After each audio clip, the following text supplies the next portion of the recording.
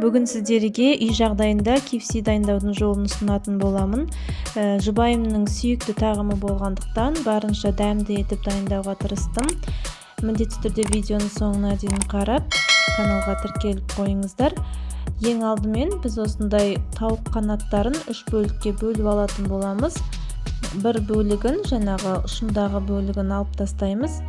Естеріңізде болсын, алдымен бұл қанаттарды 2-3 қайтара салқын суда жуып аламыз. Енді бір ыдысымызға 1 стақан салқын су құйып, 1 ас қасық сұйық май, 1 шай қасық паприка, 1 ас қасық тұз және кез келген жаңағы приправа болады. Менде шашлыққа арналған приправа. Соны қосып, барлығын араластырып, кішкене ащы бұрыш қосып, барлығын араластырып, жаңағы тауық қанаттарымызды маринаттайтын боламыз. 2 сағатқа тоңазытқышқа салып қоямыз. Сонда тұзы, жаңағы дәмдеуіштері барлығы жақсы сіңіп, дәмі жақсы болады.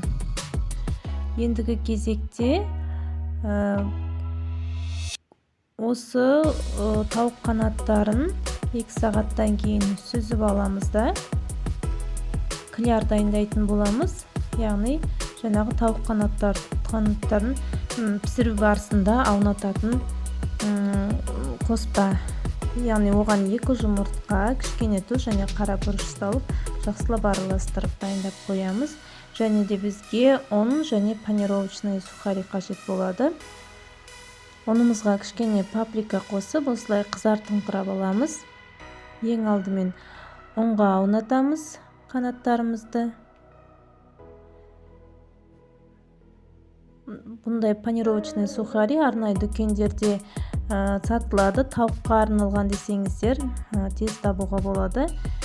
Осылай ең алдымен ұнға аунатамыз, одан кейін жаңағы жұмыртқамызға, одан кейін жаңағы панировкамызға аунатып, осылай барлығын дайындап аламыз.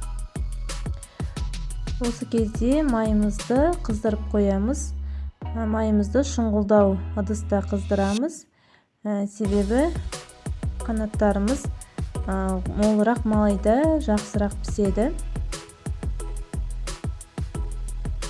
Азырақ майды пайдалану үшін мен кішкене ыдысты алып пісірдім. Кем дегенде 7-8 минуттай пісу керек, және де отымыз баяу, орташа қалыпта болғаны дұрыс.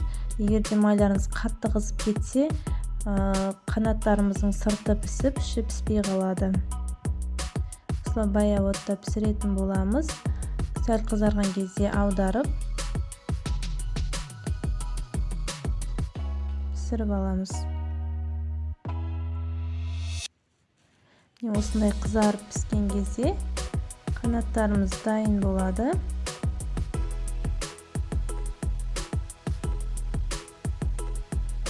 Осылай барлығын жақсылап пісіріп алатын боламыз.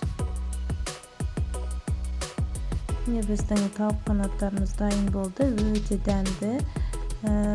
Балаларға да қатты ұнайды.